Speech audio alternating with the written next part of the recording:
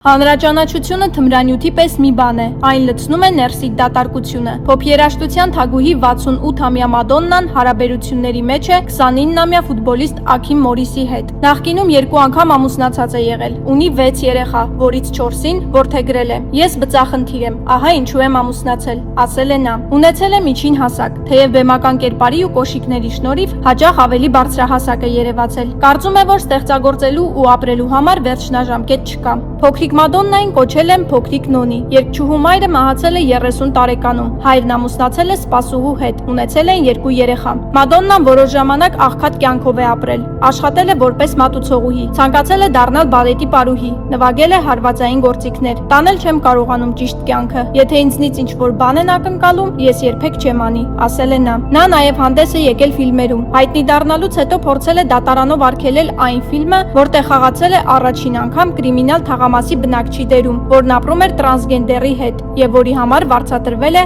$100։ Ավելի լավ է սխալվել, քան ոչինչ չանել, ասել է նա եւ նշել, որ հասարակությունը վախենում է կանանցից, ովքեր չեն ենթարկվում կանոններին։